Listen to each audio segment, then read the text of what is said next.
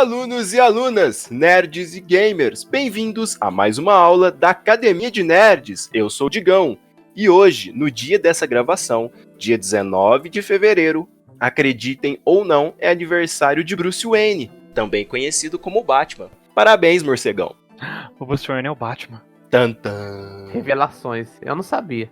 E eu sou o Kuro, e a receita do nosso podcast é uma pitada de Batman, uma colher de Fate, um copo de garotas mágicas, um toque de LOLzinho e pra finalizar, é claro, tudo que é de bom. Eu sou o Léo, e eu gosto de fazer amigos fofinhos e imaginários na minha vizinhança de um jogo digital. E eu sou o Roxas, e finalmente a gente vai conhecer o jogo VR que o Digão vai amar. Sentem nas suas cadeiras, preparem os cadernos, porque a aula já vai começar. E na aula de hoje, a Academia de Nerds vai discutir o que é que faz um jogo ser um verdadeiro sucesso. Com certeza.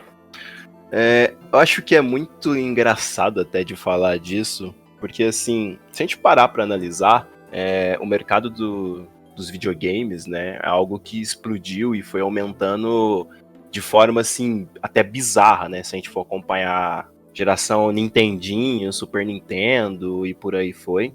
E hoje a gente consegue analisar algumas empresas, né, que tem algumas estruturas em jogos assim, e elas conseguem arrecadar mais dinheiro do que outras, né, e outras vivem mais naquele lance da nostalgia e tal.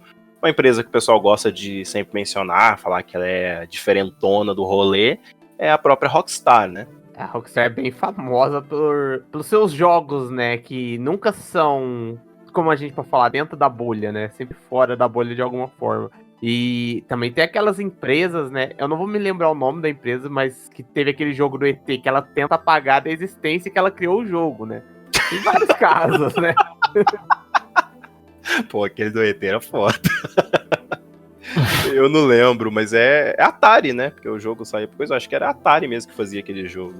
Aquele jogo lá, meu Deus. Tinha até aquela lenda, né? Que os jogos tinham sido enterrados e que ninguém assumia e há alguns anos aí eles encontraram, né, as fitas enterradas. Será? Tantando. Mas assim, o segredo do sucesso de um jogo é muito difícil de você simplesmente virar e falar assim, é isso que faz um jogo ser um sucesso, etc. Se a gente parar para analisar, por exemplo, as gerações passadas, né? Vamos pegar a geração que talvez nós aqui conhecemos mais, que é a partir do Super Nintendo para frente, né? O que fazia naquela época um jogo ter mais vendas do que outros? Então, é difícil falar, porque, assim, naquela época a gente não tinha internet pra saber o que estava vendendo bem.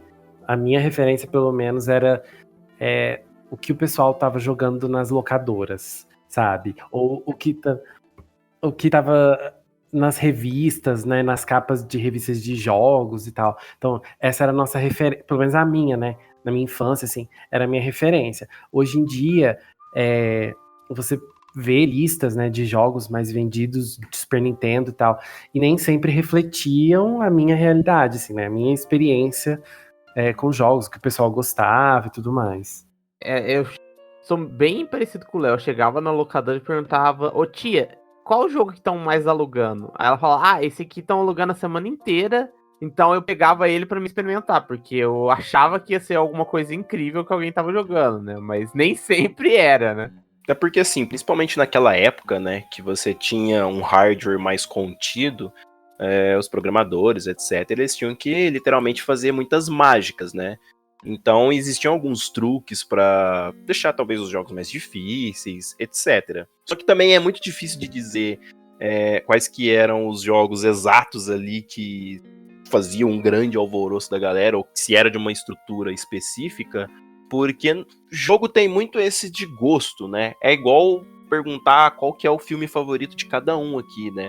Eu tenho certeza que não vai ser o mesmo, sabe? Ou os filmes favoritos. Vai ter uma diferença muito grande. Só que hoje em dia você consegue ver isso assim mais aplicado porque tem uma massa, um jogo que consegue atingir uma maioria, digamos assim, né? Sim, ainda mais hoje em dia que, né, tá tudo conectado e... Bem, temos os jogos online que estão em alta, né, já faz alguns bons anos. Então é fácil de, juntar um público muito grande, né?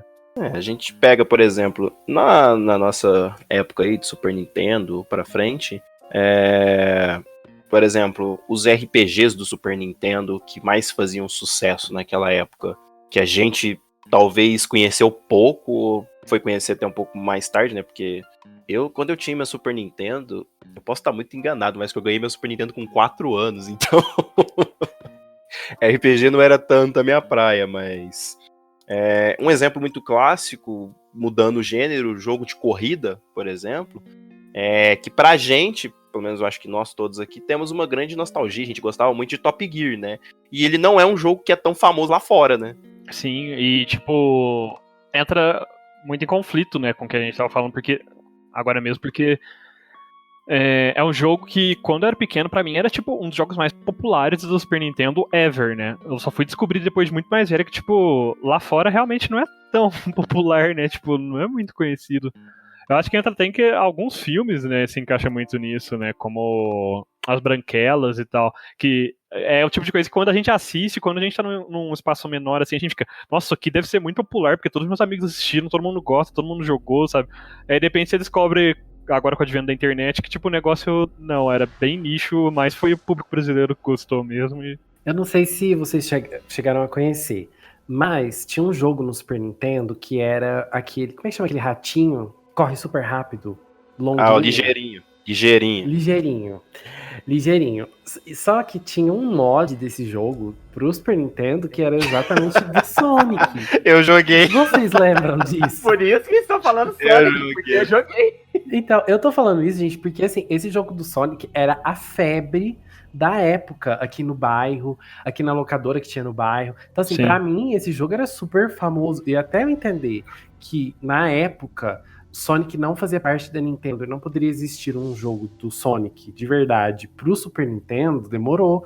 Porque a minha referência era justamente esse jogo do Sonic. Eu vou ser sincero, eu só descobri que isso aí, na verdade, era no jogo do Ligeirinho há tipo 1 ou 2 anos atrás. Eu descobri, assim, muitos anos depois. Não tão pouco quanto o Puro, mas há uns 5 anos atrás. Porque teve uma época que eu fui procurar um jogo do Pikachu, que era do Super Nintendo. E aí eu descobri que ele também não era um jogo oficial do Super Nintendo. Era um jogo de passar fase do Pikachu, não era? Exatamente. Tô ligado. Tinha esse jogo também, cara. Nossa. Aí no site que eu achei isso, tinha as informações dos hack ROMs, né, que a gente chama. Aí tinha o Ligeirinho, tinha esse Pikachu, tinha diversos jogos lá. Aí eu fiquei, a minha infância foi uma mentira. E o jogo era bem encaixado o Sonic ali, né? E era muito engraçado porque você corria com o Sonic e você liberava o Mario. Era tipo o checkpoint da fase, você liberava o Mario. Eu ficava com aquilo, e ele tava dentro de uma gaiola, eu ficava com aquilo, tipo, não faz sentido, né? Mas era o Sonic. Pra gente era jogo, né? A gente tava se divertindo. E pra mim, principalmente, esses joguinhos de plataforma que eram os que eu mais jogava. Então, eu acho que principalmente nessa época, onde a gente era bem mais novo e tal, existia uma quantidade muito grande de jogos e tinha uma variedade muito grande, mas assim, a maioria desses jogos era aquele sisteminha estilo Mario, né? A tela que anda, o personagem na verdade não tá correndo e tudo mais, que é o gênero plataforma, né? Então, todos os jogos ali naquela geração, todos não, né? Mas uma grande parte obedecia um pouco dessa regra. E os RPGs tinham um sisteminha de câmera um pouco diferente, né? Normalmente voltado por cima. E eram por turno e tal. Era o que dava pra fazer naquela época, né? Você não conseguia elaborar muita coisa diferente. E outra coisa também, né, sobre essa questão de popularidade na época, eu lembro que eu comprava muito aquela Super Game Power. É isso, né? Chamava aquela revistinha de games. Tinha muita revista, mas tinha uma que chamava exatamente isso. Que eu gostava mais dessa. E aí, nela tinham várias matérias e tal. Então eu, pelo menos, acabava dando mais atenção para os jogos que recebiam matérias grandes e me interessavam. Eu lembro que, na época, tinha uma página da revista, assim, que era uma propaganda, uma loja de jogos que vendia jogos lá em São Paulo. E aí você podia mandar carta e encomendar um jogo, sei lá, por telefone, por carta, não lembro direito. Mas eu lembro que eu ganhava jogos de Natal, assim, dessa forma, sabe? Meu pai entrava lá, né, pegava essa página, ou ligava, sei lá como ele fazia, comprava um jogo. Então, era uma forma, né, de você meio que se manter atualizado com as novidades, os jogos que estavam saindo, os jogos que estavam recebendo críticas mais positivas, né, digamos assim. E é até legal do Léo lembrar disso, porque essas revistas de jogos eram o mais próximo que a gente tinha do que é a internet hoje em dia. Era literalmente assim, hoje em dia quando você quer saber que jogos que vão sair no mês, no ano, como que tá, com isso você tem o YouTube, vários sites, etc. Antigamente não, né? E além disso também, hoje em dia, a gente tem a E3, que na verdade já tá até acabando, né, com o jeito que tá indo. Já tá morrendo. E a gente tem as próprias distribuidoras dos consoles fazendo streams a cada tantos meses para falar tudo que vai sair, né? Não, essas revistas, e elas eram baratas naquela época, né? Mas elas eram, assim, essencial pra gente. Você tinha, além das revistas que tinham detonados, e elas tinham as informações, né? Sobre os jogos que iam sair. A gente não tinha contato com vídeo, mas a gente tinha as imagens, assim, da gameplay. Eu tenho algumas aqui, mas elas são todas de geração do PlayStation 1 e do PlayStation 2. Infelizmente eu já perdi todas que eu tinha. Mas é engraçado porque não era nem só o videogame que acabava atualizando a gente. A gente não se atualizava só com videogame. Eu lembro que tinha uma dessas revistas que era de jogos também, mas era um pouco mais geral, assim, do mundo nerd, entre aspas, que a gente consideraria hoje. E eu fiquei sabendo de Digimon, por exemplo, da existência de que ia ter um Digimon através dessa revista, porque tinha uma matéria falando que vinha um tipo de um Pokémon, só que coisas digitais e não sei o quê. Sim, cara, era muito massa. Até promoção pra comprar as coisas, né? Tipo assim, vai estrear no cinema, mas se você for no... É lógico que geralmente pra cidade grande, né? Mas se você for no cinema tal dia e comprar, vai estar na promoção, aí você compra o combinho, o copo, com não sei o quê, né? Era tudo por essas revistas, né? Nossa, gente. Eu só conhecia as revistas de jogo, essas mais nerdzinhas eu não conhecia, vocês acreditam? Eu só acompanhava de verdade as de jogos. Você nunca comprou Ultra Jovem? Nunca comprei Ultra Jovem. Eu tinha uma Ultra Jovem que era relacionada a Pokémon. Então, eu acho que era na Ultra Jovem mesmo, que é uma das que eu mais comprava, que veio essa matéria de Digimon e tal, que eu até fiquei no hype, meu irmão, na época, assim. Nossa, deve ser muito foda, porque Pokémon é foda, então, tipo, imagina um negócio parecido, mas com bichinho digital e tudo mais, que evolui também e tal. Bons tempos. Hoje a gente tem que se contentar com o Tri. Sabe o que dá pra dizer? Que é triste. Mas assim, voltando... ainda falando aí, né, dessas estruturas que os jogos tinham, mesmo assim, eu não sei se dá pra gente falar que aquilo era a fórmula do sucesso dos jogos, né? Eu acho que não era um patamar tão grandioso quanto é hoje. Eu acho que, assim, até mesmo nas vendas, né, o público ainda era muito menor. Se você pegar as vendas dos jogos ali do Super Nintendo, Mega Drive e tal... tirando o Super Mario World, que deve ser um número exorbitante, os outros devem ficar na casa dos 10 milhões pra trás. Comparado com hoje em dia, né? Então, eu acho que, tipo, na época, não tinha exatamente uma receita de sucesso. Porque a área de jogos, né, assim, o mercado de jogos ainda estava começando a engatinhar, né, querendo ou não, nessa época do SNES, do Atari, desses videogames. Então, eu acho que ainda era uma área que, tipo, tava todo mundo experimentando, lançando de tudo, sabe? Só, tipo, temos uma ideia, vamos lançar jogo. E dava sucesso, não vou dizer na sorte, né? Claro, porque eles têm pessoas ali por trás pensando no que eles estão criando e tal. Mas meio que acaba ou não, querendo ou não, tipo, meio que, tipo, sendo um pouco meio que a sorte, entre aspas, de, tipo, jogar lá e ver que o público realmente gosta e, beleza, não, é disso que a gente tem que fazer mais, não sei. Porque, querendo ou não, era uma indústria que tava engatinhando na época ainda, nas primeiras gerações, né? Hoje em dia já tá muito mais consolidada a indústria de jogos, então eles já têm analistas, já sabem o gosto do povo, né? Então já conseguem saber muito melhor o que o povo vai gostar ou não antes de lançarem as coisas, né? Apesar de que ainda assim, ainda erram muito, né? Como o novo jogo de Resident Evil. Então, né? Então, né? Como é que eu posso dizer? Como todo mundo comentou, não é bem uma fórmula, né? Mas eles criavam vários estilos porque tinham poucos jogos e nem era todo mundo que tinha acesso aos videogames, né? Tipo, tinha locadora naquela época, né? Hoje em dia Assim, é raríssimo você ver uma locadora. Tipo, aqui na cidade, por exemplo, eu não lembro de mais nenhuma. Os meninos me corrijam se eu estiver errado, mas acho que todas fecharam. Eu acho que fechou tudo.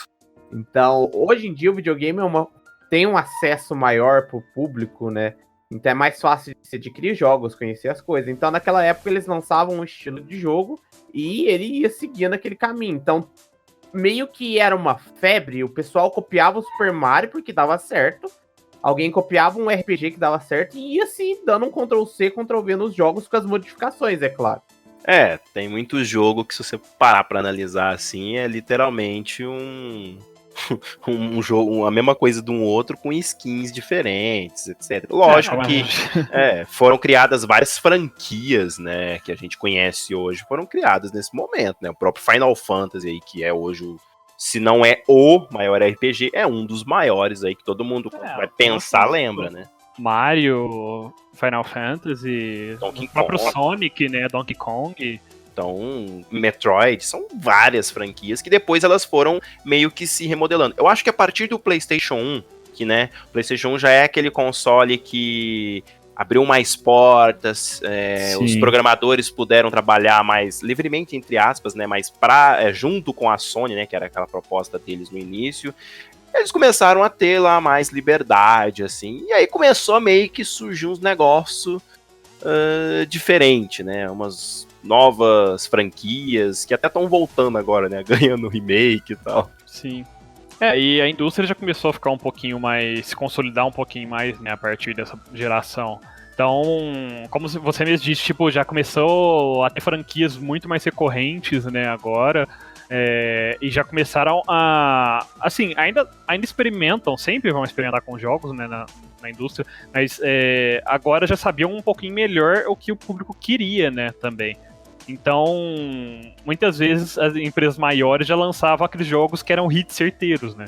Sim, e eu não lembro qual que é a data do lançamento do PlayStation 1, eu não recordo, sei lá, se foi em 92, 93, 94. Mas assim, a E3 foi um pouquinho depois, não foi? Passou, ou foi mesmo ano? Porque eu lembro que tem um anúncio do PlayStation 1, e aí tem até aquele meme, né? Que o cara simplesmente sobe no palco assim e fala o preço do PlayStation 1 e eles literalmente quebra tudo, né? Porque o preço era muito mais barato do que os outros consoles, e era uma mídia diferente e tal. E eu acho que a partir dali, junto com a E3, começou a dar aquele boom, né, na geração de videogames ali pra frente. Dali pra frente que virou essa tsunami que é hoje o mundo dos jogos, né? Sim. Eu pensei numa piada de Baby Shark com tsunami, mas eu vou ficar quieto. Nossa senhora. Meu... Eu lembro que a diferença pra mim, né, da época do Super Nintendo e do PlayStation é que do Super Nintendo, eu lembro que na escola, assim, acho que eu era o único da sala que tinha um videogame em casa. E do PlayStation, eu lembro que eu trocava CDs, assim, com as pessoas, sabe? Com os colegas de classe, porque tinham várias pessoas com PlayStation. E assim, vamos ser sinceros aqui, né? A pirataria na época, pelo menos assim, deixou aquela coisa muito mais acessível. Então, pelo menos na época eu tinha muito jogo. Eu acho que eu não tive nenhum jogo original. Hein, Léo? Ei, jogão era 5, hein? Gente, trazia jogo de bacia pra casa. Nossa. Eu tinha bolsinhas de CDs cheias de jogos, várias. Né? Acho que todo mundo, né? Ou comprava ou acabava gravando, porque, né, virou a coisa comum na época as ROMs estarem disponibilizadas na internet. Mas é bem interessante que nessa época começou isso, né? Como era de muito fácil acesso, ainda mais num país de terceiro mundo, que nem aqui é o Brasil, então muita gente começou a querer a ter mais vontade de comprar os consoles, né? Porque até então Nintendo você dependia praticamente de alugar nas primeiras gerações, porque comprar uma fita do Super Nintendo, por exemplo, era muito caro. A pirata era cara aqui no Brasil. Sim, então você dependia de alugar mesmo. E se você não tinha uma locadora muito boa perto da sua casa, assim, sabe, I'm sorry, mas você não vai jogar quase nada com o seu console. E aí, a partir do PS1, devido a isso que você citou da crescente pirataria, facilidade de gravar discos, tipo, como qualquer um conseguia gravar um disco, comprar, que nem vocês falaram, 5 na banquinha ali por R$10. Tipo, todo mundo se viu tentado a comprar um console porque, tipo, era garantido de você conseguir jogar uns 50 jogos naquele console, né? Tranquilamente. Vale lembrar que a gente tá falando do Brasil, né? Antes que surja alguém pra falar não, assim, sim. lá nos Estados Unidos, mas lá tudo é mais acessível. A gente tá falando do nosso mercado aqui. Sim, sim.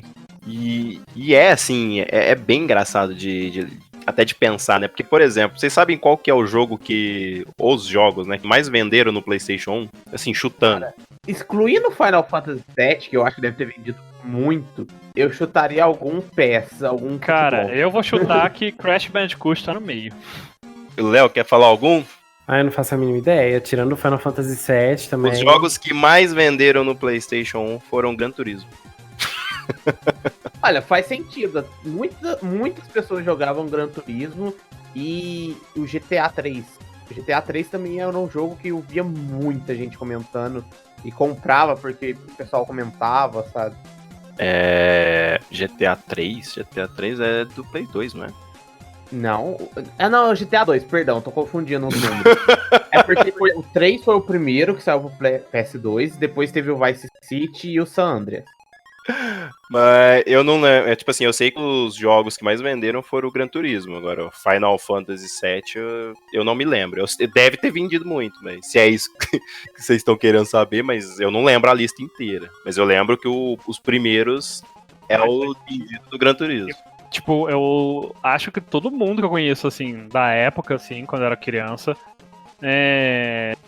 jogou Gran Turismo. Tipo, eu mesmo, que nem sou chegado em jogos de carro, jogava Gran Turismo. Tem um outro jogo que era hit na locadora aqui perto de casa, que também vendeu muito nessa geração. Tekken 3. Esse jogo a gente jogava muito na locadora. Tekken 3, Léo. Nossa, era maravilhoso. Todo mundo pegava o Ed. Eu tinha ranço do Ed por causa daquele jogo. Hoje em dia não tenho mais, porque o Ed não faz nada em Tekken, mas... mas convenhamos, né? Pegar o Ed naquela época era apelar, né?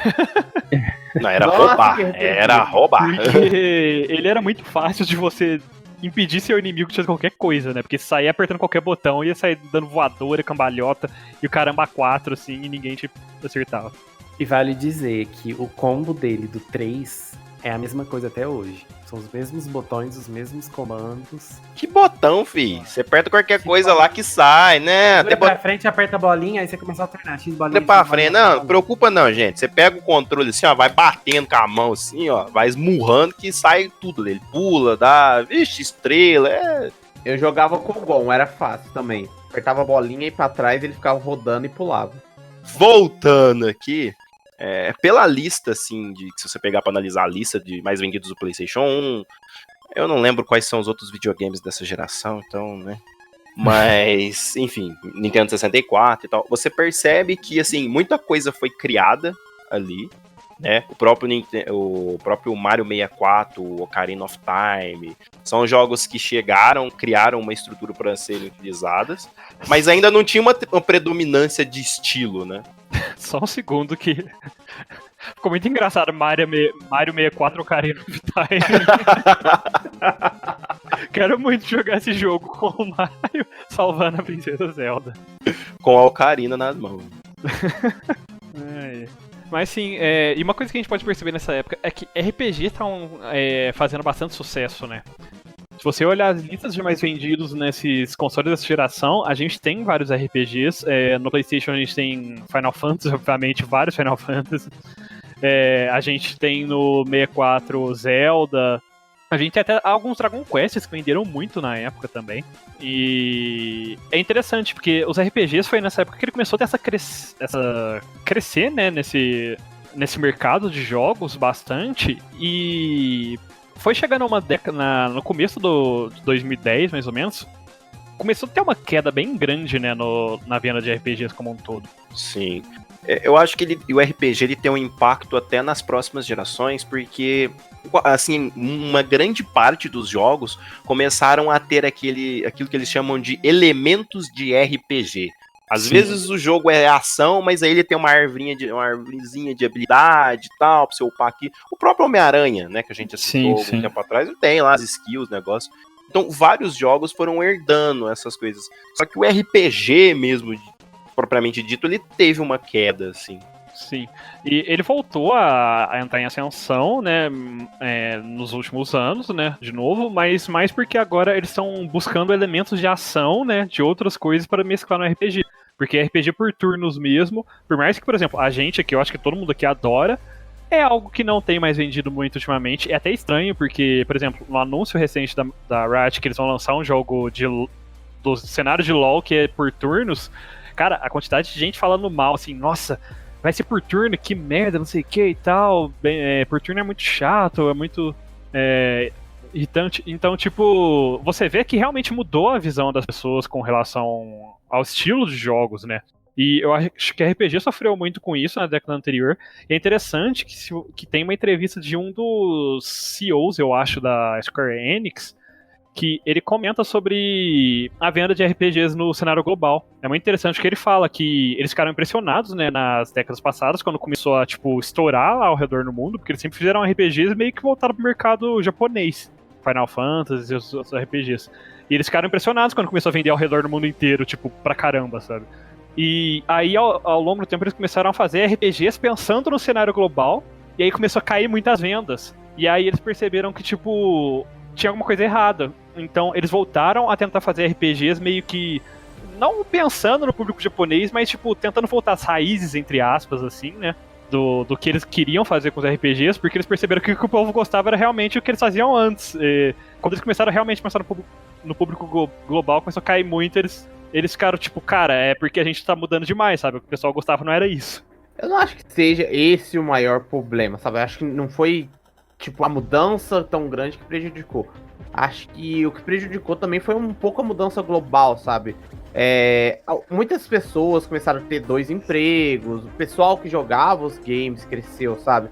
Então isso eu acho que influenciou nos RPGs, porque RPG toma um tempo muito grande e um jogo rápido hoje em dia atende maior o público, sabe? Então, eu já acho que é um pouco diferente, porque essa questão de não gostar muito de RPG por turno, eu acho que vem de um público mais jovem, que gosta de coisas um pouco mais dinâmicas, um pouco mais rápidas mesmo.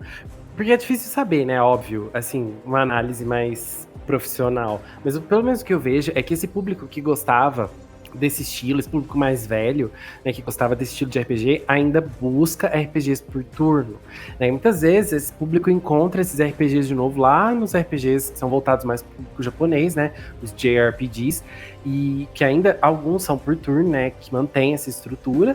E ultimamente a gente teve um jogo que ele tem outras modalidades, né, de jogo, mas a batalha dele é por turno e fez muito sucesso, que é o Persona. Na Persona 5.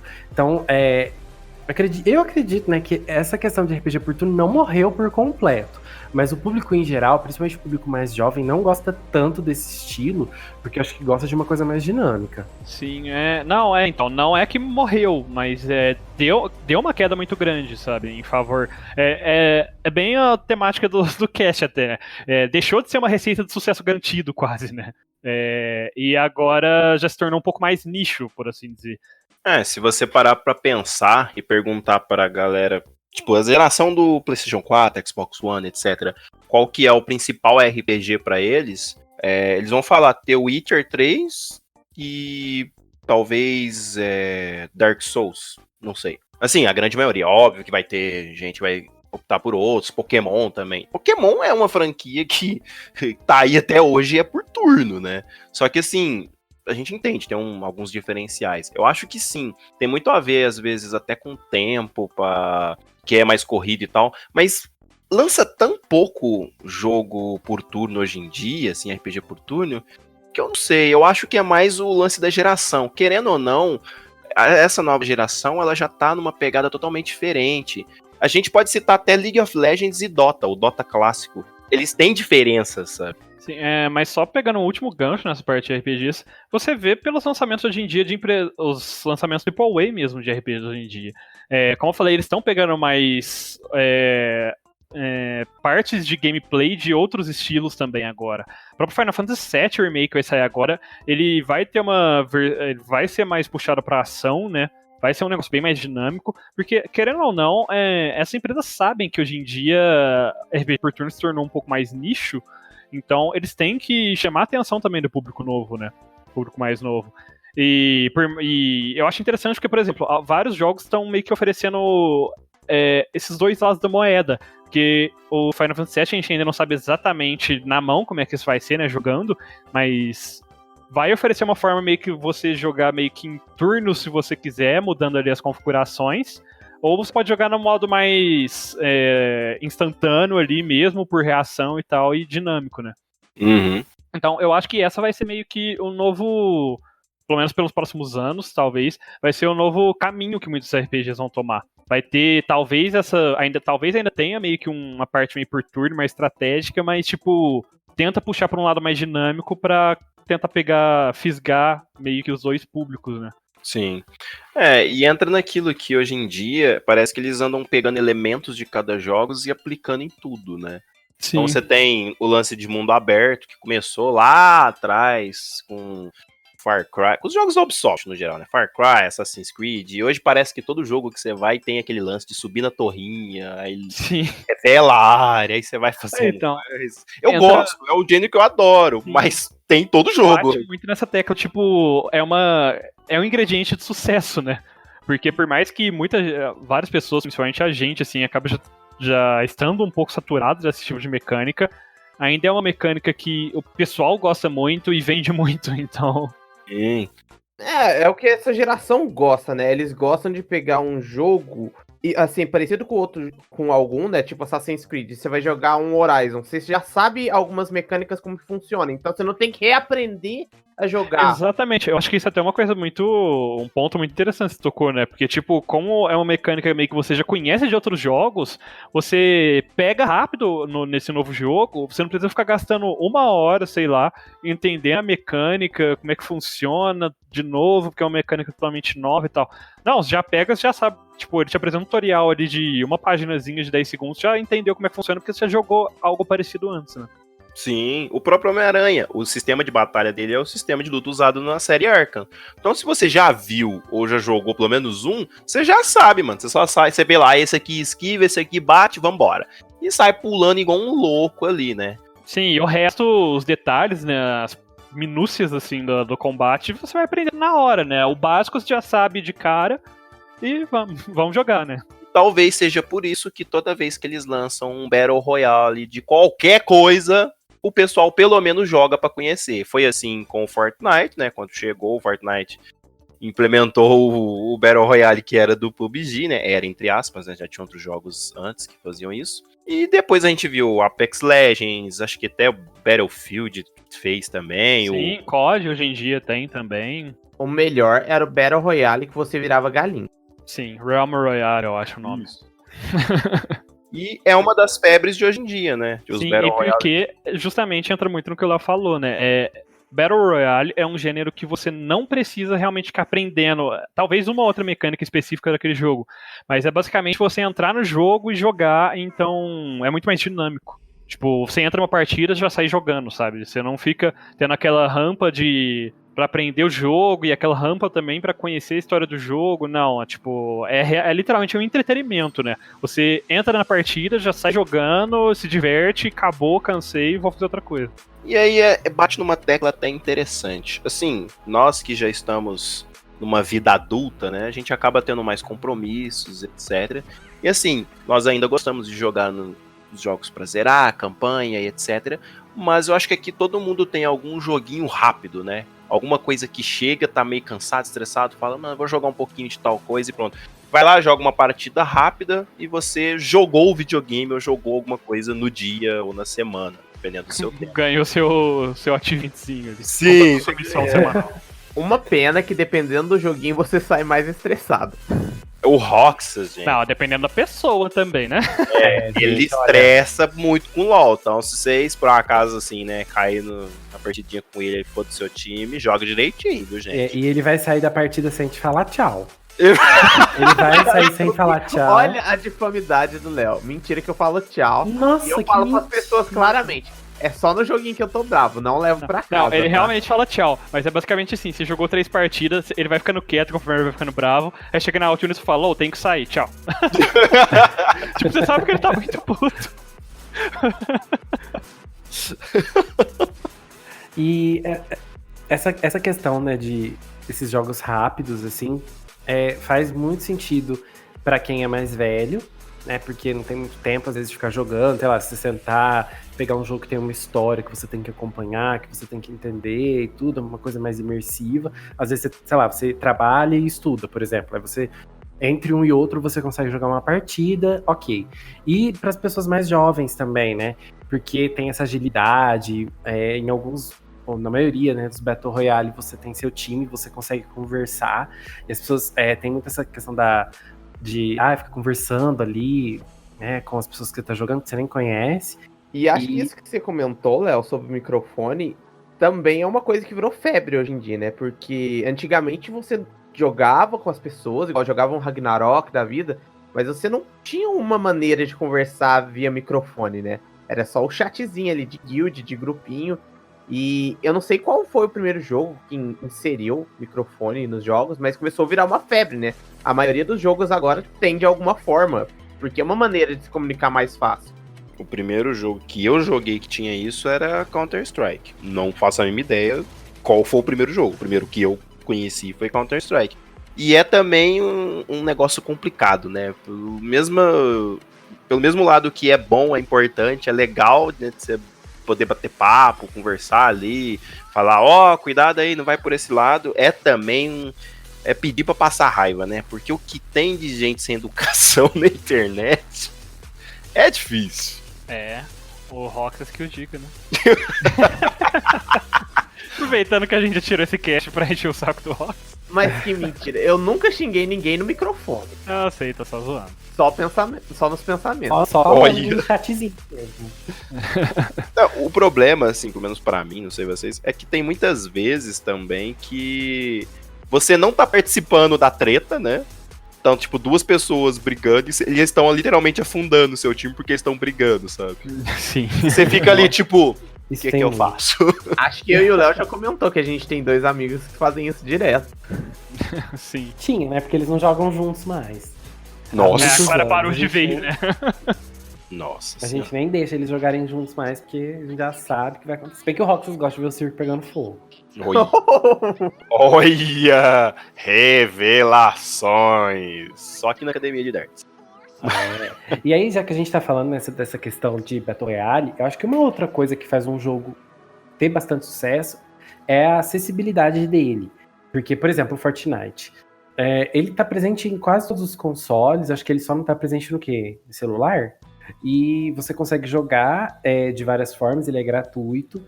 E aqui no Brasil, por exemplo, em alguns outros países que eu sei que também fazem bastante sucesso, o Free Fire, ele é um jogo que você consegue jogar em quase qualquer celular, por mais fraco que ele seja, você consegue jogar. E então, assim, muita gente tem a possibilidade de jogar. Às vezes não tem dinheiro para ter um computador bom ou um console, consegue jogar ali no celular. Então, acho que esse é um ponto também muito importante para um jogo ir bem hoje em dia, né? É acessível, é de fácil acesso. Acho que a gente pode falar que isso é um pacote de sucesso para um jogo, né? A acessibilidade dele. Porque todo mundo tendo acesso a esse jogo, obviamente ele vai fazer o maior sucesso que outros jogos. Mas nem sempre essa é uma realidade do jogo, né? Vide a outros jogos aí que nós já tivemos exemplo. E o sucesso do jogo, ele dá pra medir em números de venda só? Tipo, é só o jogo que vendeu de tantos milhões pra cima que fez sucesso ou não? É meio contraditório essa frase. Dá e não dá, né? Porque hoje em dia, com números crescentes de jogos de graça, mas que vendem muito através de cosméticos ou gacha, tipo, fica difícil você falar que um jogo fez sucesso ou não, né? Sim, só pelo número de vendas, entre aspas. Tem uma outra coisa também, que muitas vezes um jogo custa muito caro, e aí ele tem que vender muito para ele poder ir bem. E muitas vezes um jogo vende muito, mas ele não consegue ter um lucro muito grande porque ele custou muito caro, entrou em promoção muitas vezes, e às vezes tem essa dificuldade de manter o lucro ali. Outras vezes a gente tem jogos, né, que custam muito barato e conseguem ter lucros muito expressivos. E, assim, existe também outros tipos de sucesso, né? Que, por exemplo, a gente tá falando aqui de sucesso de números, mas também tem o sucesso de crítica, também tem um jogo que às vezes não vendeu tanto, mas ele é muito elogiado pelo seu aspecto artístico ou pelo seu gameplay inovador, que também é uma forma de sucesso, né? Nem sempre é só o número que vai contar ali, eu acho, né? Porque, por exemplo, God of War, né, exclusivo de Play 4 e tal, vendeu muito, não sei quantas unidades vendeu, mas provavelmente ele vendeu menos unidades do que um Call of Duty, por exemplo, né? E aí entra nisso que eu falei, tipo assim, você pode considerar que o God of War é um sucesso, porque vendeu bastante, agradou muita gente e tal, só que em questão de números, o Call of Duty vende muito mais, né? Sim, ele é um sucesso pro nicho dele. Isso. Tipo, pro nicho dele, ele é um jogo de sucesso tremendo, muitas vezes. Nem falando só de Warcraft ou outro jogo. Mas, tipo, sei lá, ele vendeu 200 milhões. Um exemplo que eu tenho agora recente. O Ultimate Warrior que saiu. Ele vendeu, eu acho que 300 milhões de cópias. Saiu notícia essa semana, mais ou menos. Cara, 300 milhões de cópias perto de títulos grandes não é nada, né? Convenhamos.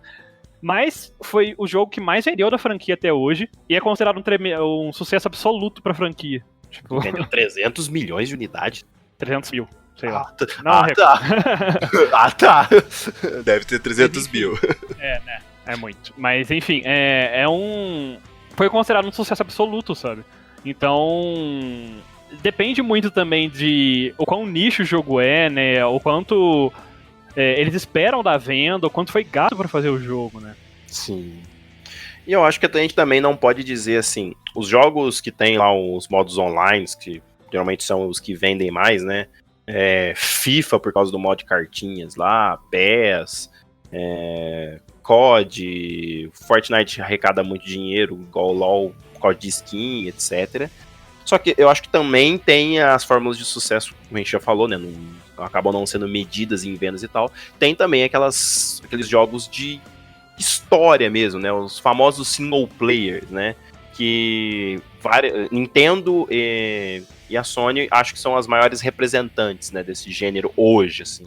Acho que assim, é como o Kuro falou, né? Tem um nicho que prefere ver a história de um jogo, acompanhar a saga, né, do jogo, porque geralmente esses jogos de histórias sai um, né, e a gente já deixa a abertura para um próximo, caso faça sucesso.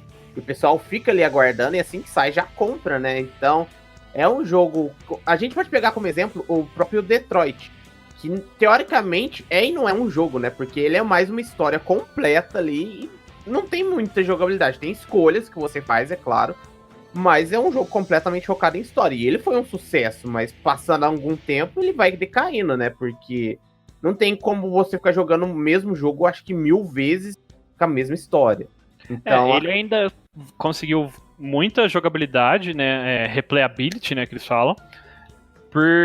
Por ter todo esse negócio de branching de história, você pode, cada decisão muda o que acontece mais pra frente e tal.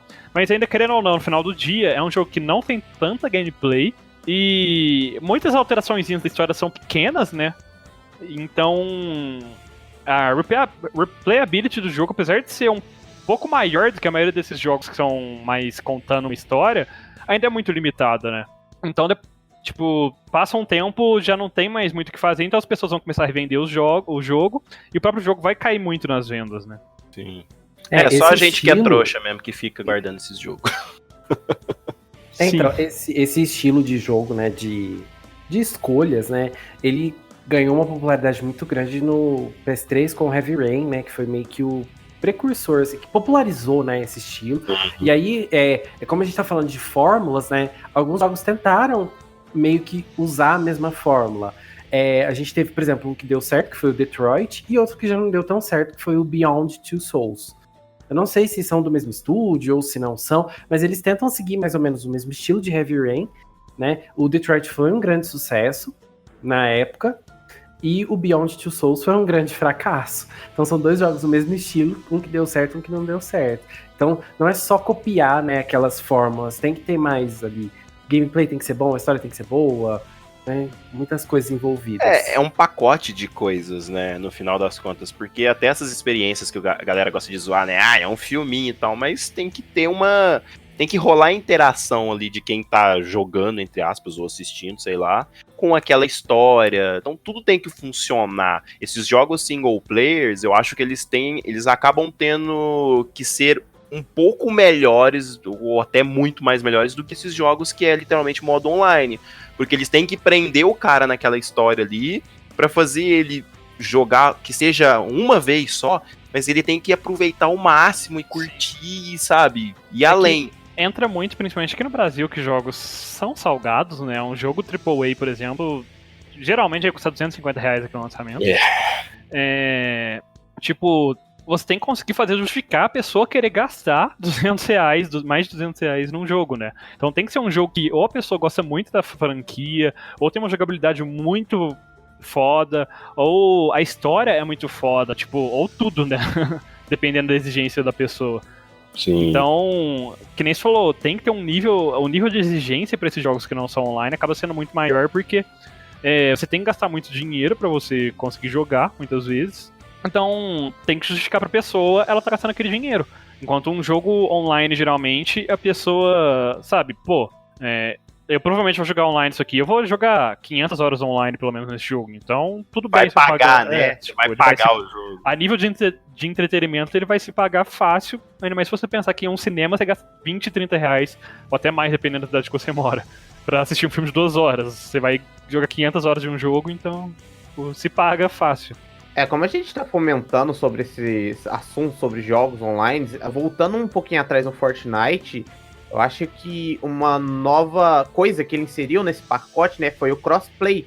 Porque você consegue jogar com seus amigos do PC, do PS4, do Xbox One, seja onde você estiver jogando. Isso é uma inserção nova que os jogos vêm tentando introduzir.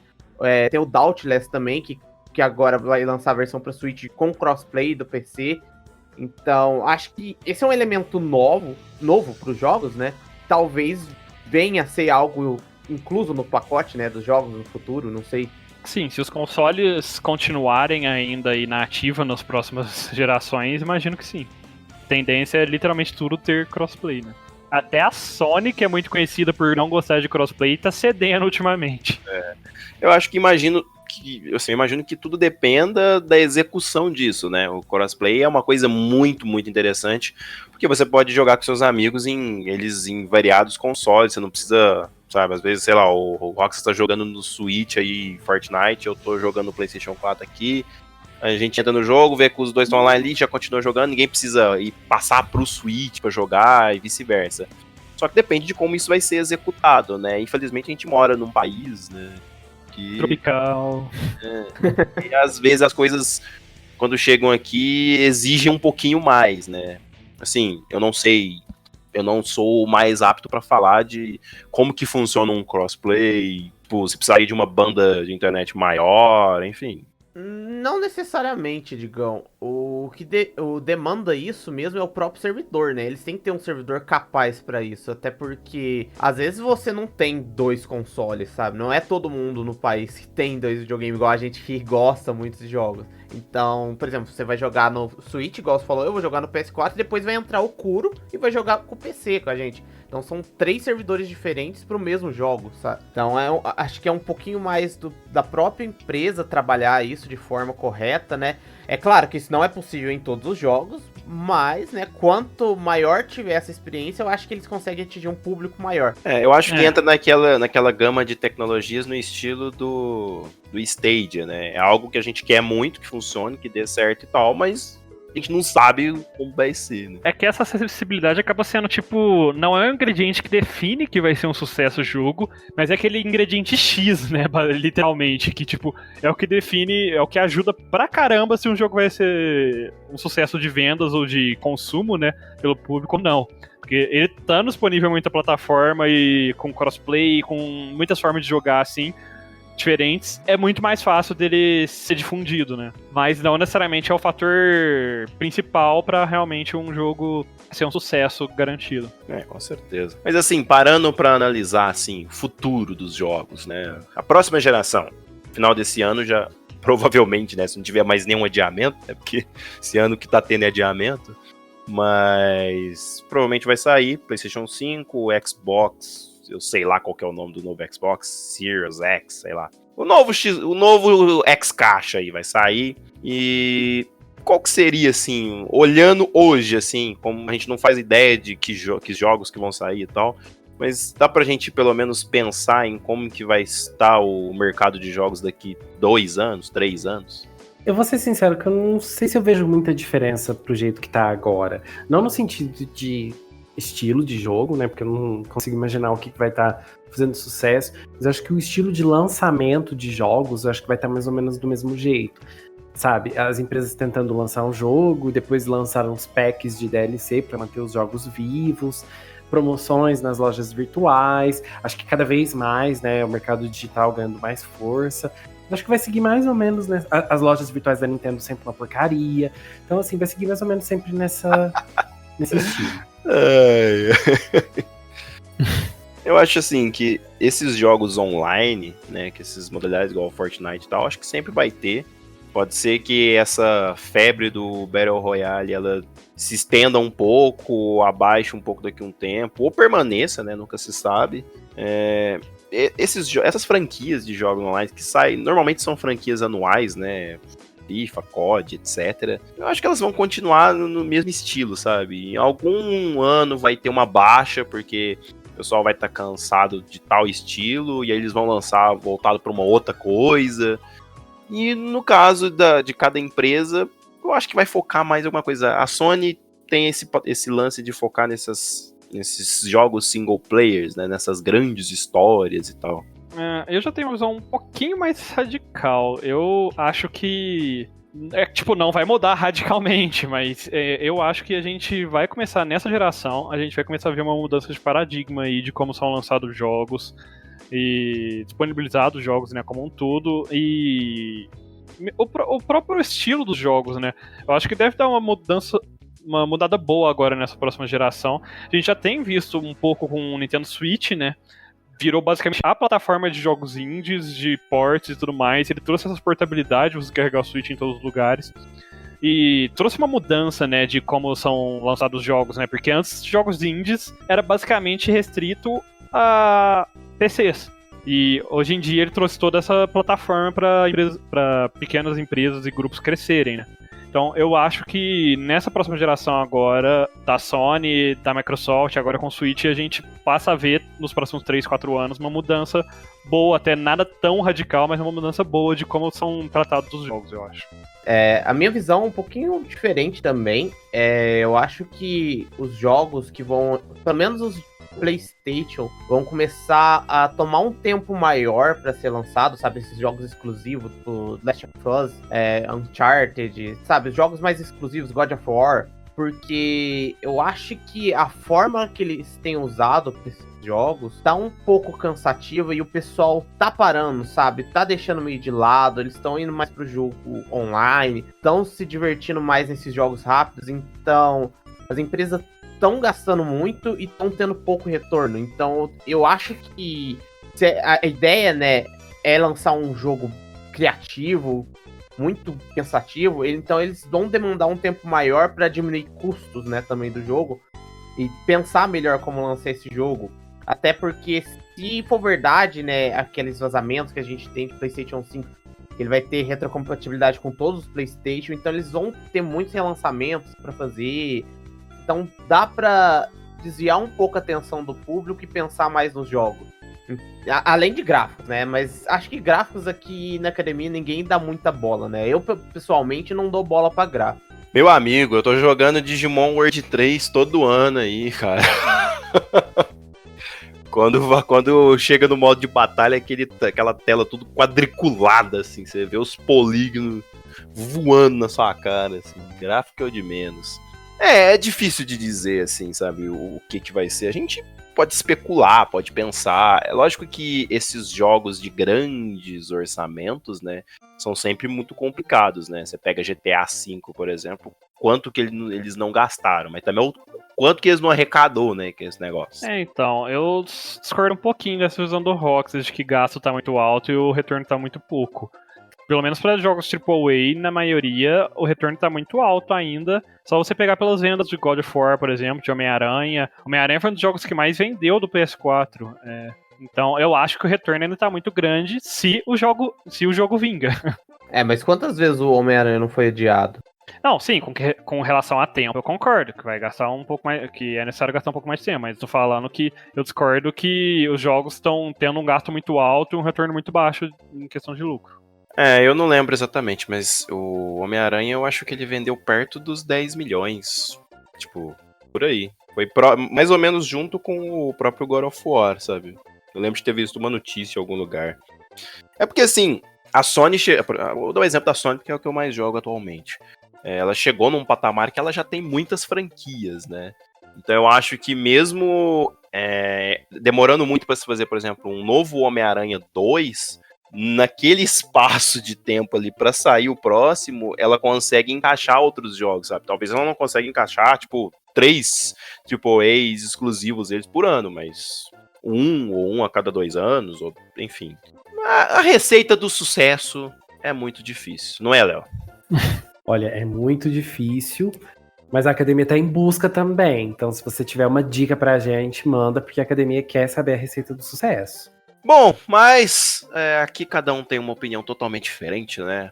Os gostos muito difíceis. Por exemplo, Roxas, pra você, o que torna um jogo de sucesso pro Roxas comprar? Aquele jogo que o cara anunciou daquele jeito, nossa, o Roxas já vai comprar no pré-lançamento o negócio. Olha, eu não diria uma, mas 2 coisas importantes pra mim é um co-op local e online e lançamento de conteúdos gratuitos. Eu não me importo do jogo estar abarrotado de cosméticos pagos, mas eu não gosto de DLC paga. Eu odeio isso, é errado. Olha só. E você, Léo? Nossa, o Roxas super radicalizou, né? Né? Eu gosto de DLC, ponto final. Não, odeio quem faz isso. Mas enfim, eu não sei que de verdade, gente, eu não sei o que é que me captura. Ah, Léo, se o jogo de Idol já é 50% vendido. Então, depende. Porque assim, tem muito jogo de idol que é jogo meio que de namoro, né? E de Você tem que meio ritmo. que conquistar as idols. Aí eu não gosto. Agora, se é jogo de ritmo, já tem lá 50% assim, Então, da pronto. chance de eu querer. E outra coisa que me cativa, gente, é um design bonito. E se for tipo um RPG ou um jogo de luta, muita roupa. Tem que ter muita roupa pra eu poder trocar de roupa, assim, várias vezes. Sou de gêmeos, eu não gosto de ficar na mesmice. Então, assim, tem que trocar de roupa sempre. Então, sei lá, tem um jogo de luta, o personagem tem que ter lá 10 roupas diferentes pra eu poder usar. E se for pra poder cobrar, cobre barato nessas roupas pra eu poder comprar várias, né? Por Ter favor. todas, né? É. Ai, eu sei, cura. Cara, vamos lá. Primeiro, pra mim, gêneros de longe, RPG é o que eu mais gosto. Então, se for de RPG, já tem muito mais chance de eu gostar. Eu sou do time do Léo, eu acho que design dos personagens, assim, dos chefes e tudo mais, mas principalmente dos personagens jogáveis, tendo bons designs de personagem que me chamem a atenção, já eu sou 50% vendido. Porque eu gosto muito, assim, de jogos que tem designs que me chamam a atenção de personagens.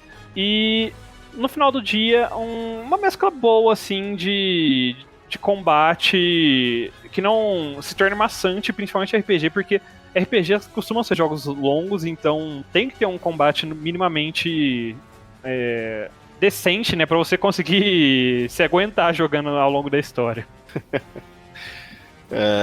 Cara, eu gosto muito de RPG, principalmente de RPG por turno. É um dos tipos que eu mais gosto.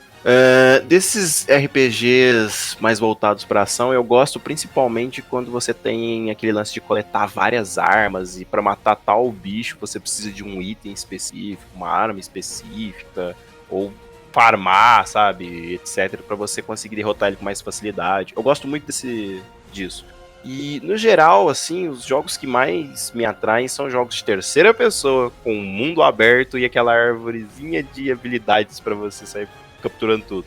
Hoje em dia, Assassin's Creed é assim, o Batman é nesse quesito, eu gosto muito desse lance de stealth, e o Homem-Aranha, né? E o Zeldinha, que é o jogo livre. A gente encontrou uma das pessoas para qual esses jogos vendem bastante.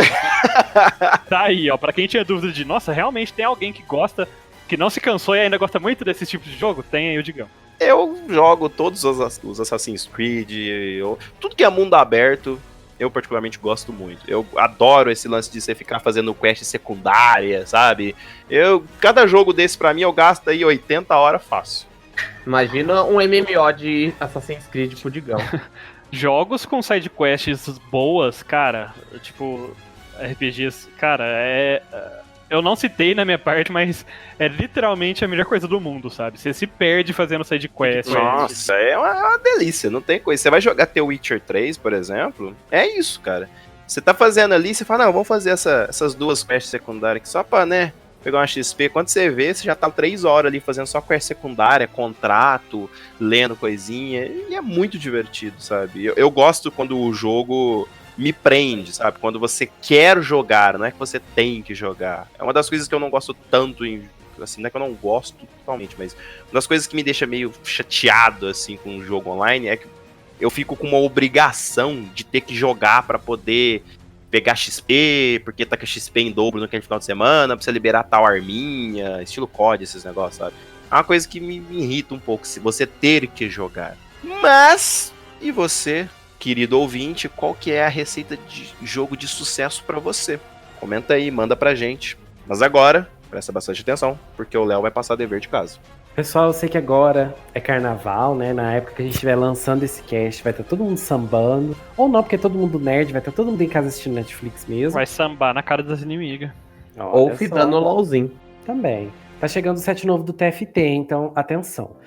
Pessoal, nós aqui da Academia de Nerds lançamos todas as segundas-feiras o podcast novo, então segue a gente nas nossas redes para acompanhar. Sempre que a gente postar coisa nova, é só entrar no Instagram e procurar por Academia de Nerds, ou também no Facebook. Nós estamos no SoundCloud, soundcloud.com/Academia de Nerds, é só entrar lá, seguir a gente, ouvir as nossas aulas, e todas as segundas a gente posta lá no SoundCloud as aulas novas, e de lá elas vão para Spotify, Castbox e outras plataformas. E a receita para fazer esse podcast crescer, gente, é vocês curtirem nossos posts, compartilharem com seus amigos e divulgar, é claro.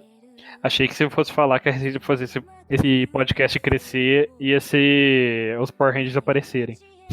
Nossa. Faça esse monstro crescer! Meu Deus. E depois de tanta receita de sucesso, pessoal, caso vocês queiram entrar em contato com a gente, só mandar e-mail, contato@academiadenerds.com.br. Por hoje é só, pessoal, classe dispensada. Podem anotar todas as receitas que a gente passou. Bom carnaval, amores!